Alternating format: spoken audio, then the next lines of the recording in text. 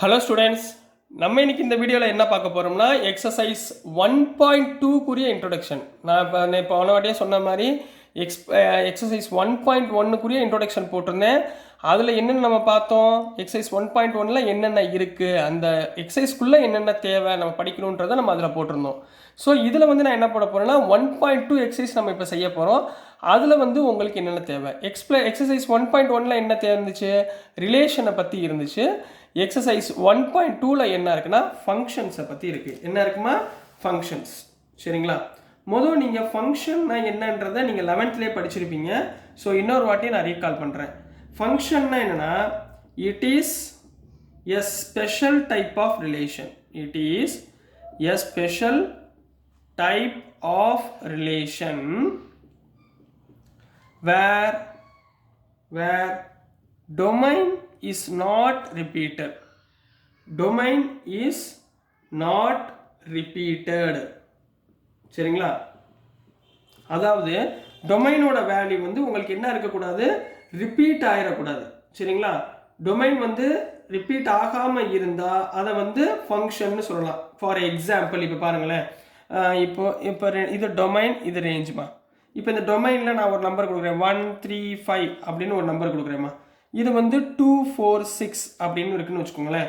இப்போ 1 வந்து 2க்கு ரிலேட் ஆகுது, 3 வந்து 4க்கு ரிலேட் ஆகுது, 5 வந்து 6க்கு ரிலேட் ஆகுது. அப்போ இதோட எக்ஸாம்பிள் என்ன சொல்ல போகிறேன்னா, ஆறுன்ற ஒரு ரிலேஷன் இந்த மாதிரி எழுத போகிறேன். என்ன எழுத போகிறேன், 1 வந்து 2, எல்லாமே ஒவ்வொரு பேராக இருக்கணும். 1, 2, அடுத்து 3, 4, அடுத்து 5, 6. புரியுதுங்களா, இந்த மாதிரி இருந்துச்சுன்னு வச்சுக்கோங்களேன். இப்போ இதில் என்ன இருக்குது, டொமைன் ரிப்பீட் ஆகிருக்கா, ஏதாவது டொமைன்னா இது ரேஞ்ச். டொமைன் எங்கேயாவது ரிப்பீட் ஆகிருக்கா பாருங்கள். இந்த 1 திருப்பி வந்திருக்கா, இல்லை 3 திருப்பி வந்திருக்கா, எதுவுமே இல்லை. அப்போ இங்கே வந்து domain is not repeated. Domain is not repeated. therefore the given relation is a function. therefore the given relation is a function. சரிம்மா, இப்போ இதே மாதிரி இன்னொன்று எடுத்துக்கிறேன், 1 2 அப்படின்னு எடுத்துக்கிறேம்மா. சரிங்களா, இங்கே வந்து என்ன எடுத்துக்கிறேன், 2 3 அப்படின்னு உங்களுக்கு எக்ஸாம்பிள் சொல்கிறேன். சரிங்களாம்மா, இப்போ இங்கே வந்து 1 வந்து 2க்கும் போகுது, 1 வந்து 3க்கும் போகுது. புரியுதுங்களா, இப்போ 2 வந்து எதுக்கு போகுதுன்னா 3க்கு போகுதுன்னு வச்சுக்கோங்க. இப்போ இங்கே பாருங்களேன், 1ன்றது டொமைன். சரிங்களா, ஆறுன்றது ரேஞ்ச். இது 1ல் இருந்து உங்களுக்கு என்ன ஆகிடக்கூடாது, எக்ஸாம்பிள் நம்பர் 2. இப்போ இங்கே என்ன இருக்குது, 1 2 1 3, 1 2 1 3, டொமைன் ரிப்பீட் ஆயிடுச்சா, ரைட்டுங்களா. அடுத்து வந்து 2 3, இந்த மாதிரி 1 1 ஒரே ஃபங்க்ஷன்லேருந்து ரெண்டுக்குமே, ஒரு டொமைன்லேருந்து ரெண்டுக்கும் போகக்கூடாதுமா. சரிங்களா, அப்போ domain is repeated. Domain is repeated. அப்போ இதை என்ன சொல்ல முடியாது நம்மளால், therefore it is not a function. புரியுதுங்களா, ஒரு டொமைன்லேருந்து 1 தான் போகணும், இங்கேருந்து 1 தான் போகணும், 2 போகக்கூடாது. சரிங்களா, பட் இதுலேருந்து 2 போகலாம், அது தப்பு கிடையாது. சரிங்களா, இப்போ 2 3 அப்படின்னு வரலாம், தப்பு கிடையாது. பட் ஒரு ஈக்குவேஷன் 1 தான் போகணும், 2 போகக்கூடாது. புரிஞ்சுங்களாமா. சரி, இதுதான் ஃபங்க்ஷன். இப்போ நெக்ஸ்ட் நம்ம பார்க்க போகிறது டைப்ஸ் ஆஃப் ஃபங்க்ஷன். என்ன பார்க்க போகிறோம், இந்த ஃபங்க்ஷனுக்குள்ள என்னென்னலாம் டைப் இருக்குது அப்படின்றத பார்க்க போகிறோம். சரிங்களா, ஸோ உங்கள் எக்ஸசைஸில் என்ன இருக்குது, ஃபஸ்ட்டு ஃபங்க்ஷன் என்ன இருக்குன்னா 1 1 ஃபங்க்ஷன்மா. என்னது, 1 to 1, அல்லது இதுக்கு இன்னொரு பேர் வந்து இன்ஜெக்டிவ்னு சொல்லுவாங்க. என்ன சொல்லுவாங்க, இன்ஜெக்டிவ் ஃபங்க்ஷன். இன்ஜெக்டிவ் ஃபங்க்ஷன் அதாவதுமா, ஹியர் ரேஞ்ச் இருக்குது பார்த்தீங்களா, ரேஞ்ச் வந்து இஸ் ஈக்குவல் டு கோடொமைன். ரேஞ்சும் கோடொமைனும் சேமாக இருக்கணும். அதாவது எக்ஸ் இஸ் ஈக்குவல் டு, இப்போ f of x equal to f of y இருக்குன்னு வச்சுக்கோங்க. தென் இதோட உள்ள இருக்கிற டொமைன் இருக்கு பார்த்தீங்களா, x is equal to y, இது கோடொமைன். சரிங்களா, if x is equal to y, இதை வந்து நம்ம என்ன சொல்லுவோம்னா 1 1 ஃபங்க்ஷன் இப்படி எழுதலாம். 1 1 ஃபங்க்ஷன் அப்படின்னு சொல்லலாம். இதே இடத்துல இன்னொன்று இருக்குது தெரியுமா, இப்போ f of x is not equal to f of y, then x not equal to ஒய்ன்னு இருந்துச்சு வச்சுக்கோங்க. அதாவது ரெண்டு பக்கமும் நாட் ஈக்குவல் இருந்தால் அதுவும் என்ன சொல்லலாம், 1 1 ஃபங்க்ஷன்னு சொல்லலாம். அதுவும் என்ன சொல்லலாம், 1 1 ஃபங்க்ஷன். புரியுதுங்களா. சரிங்களா, இதுக்கு பேர் தான் 1 1 அல்லது என்ன சொல்லுவாங்க, இன்ஜெக்டிவ் ஃபங்க்ஷன்னு சொல்லுவாங்கம்மா. புரிஞ்சுங்களா?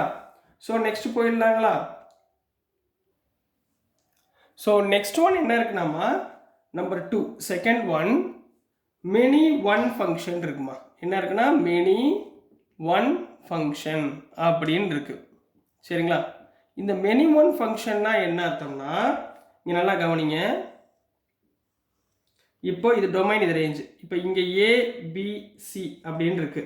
இங்கே 1 2 3 அப்படின்னு இருக்குமா. இது எக்ஸ், இது ஒய்ன்னு வச்சுக்கோங்க. சரிங்களா? இப்போ ஏல இருந்து 1க்கு போகுது, பியில் இருந்தும் 1க்கு போகுது. சரிங்களா? அப்புறம் சியில் இருந்து 3க்கு போகுது. அப்போ இந்த ரிலேஷன் என்னவா இருக்கும்? இந்த ரிலேஷன் எப்படி இருக்கும்? A,1 B,1 இருக்குங்களா? இப்படி ரிலேஷனை கூட விட்டுருங்க. இங்கே பாருங்கள், A to 1 B to 1. சரிங்களா? ரெண்டுமே ஒரே ரேஞ்சுக்குள்ளே போச்சுன்னா இதுக்கு பேர் தான் என்ன சொல்லுவோம்னா மெனி ஒன் ஃபங்க்ஷன் அப்படின்னு சொல்லுவோம். புரியுதுங்களா? இது புரிஞ்சுங்களா? இதுக்கு பேர் தான் ஒரே, அதாவது டொமைனில் இருக்கிற 2 எலிமெண்ட் ஒரு ரேஞ்சுக்குள்ளே போச்சுன்னா அதுக்கு பேர் என்ன சொல்லுவோம்?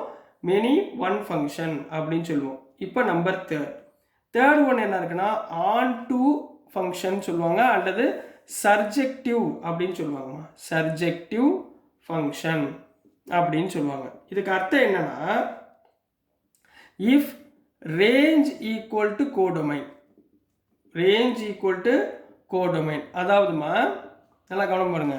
இப்போ ரேஞ்ச் வந்து இப்போ எக்ஸ் ஒய் அப்படின்னு எடுத்துக்கோங்களேன். இப்போ ஃபார் எக்ஸாம்பிள் இது எக்ஸு, இது வந்து என்னவா இருக்கும்? எஃப் ஆஃப் எக்ஸாக இருக்குங்களா? ரைட்டுங்களா? இது டொமைன், இது ரேஞ்ச். ரைட்டுங்களா? இப்போ இங்கே A1 BCD எடுத்துக்கோங்க. இங்கே 2 3 4ன்னு எடுத்துக்கோங்க. இப்போ ஏலேருந்து 1க்கு போகுது, பிலேருந்து 3க்கு போகுது, சிலேருந்து 2க்கு போகுது, டிலேருந்து 4க்கு போகுது. இப்படி இருக்கட்டும். சரிங்களா? இப்போ ரேஞ்சும் டொமைனும் ரெண்டுக்குமே நீங்கள் எப்படி ஸ்ப்ளிட் பண்ணி போட்டாலும் 1 1 ஈக்குவலாக ஆகுதா? அப்போ இதுக்கு பேர் தான் என்ன சொல்லுவோம்? ஆன் டு ஃபங்க்ஷன் சொல்லி சொல்லுவோம். இதை எப்படி ரெப்ரசன்ட் பண்ணுவாங்கன்னா f of x equal to y, அல்லது இது எப்படி எடுத்துக்கலாம்னா y equal to f of x. ரெண்டில் எப்படி வேணால் எடுத்துக்கலாமா. ரேஞ்ச் ஈக்குவல் டு கோடொமைன் இருந்துச்சுன்னா அது என்ன சொல்லுவோம்? ஆன் டு ஃபங்க்ஷன் அப்படின்னு சொல்லி சொல்லுவோம். புரியுதுங்களா? ஸோ நெக்ஸ்ட் என்ன இருக்குன்னா ஃபோர்த் ஒன் பைஜெக்டிவ் ஃபங்க்ஷன். என்ன சொல்லுவோம்? Bijective function.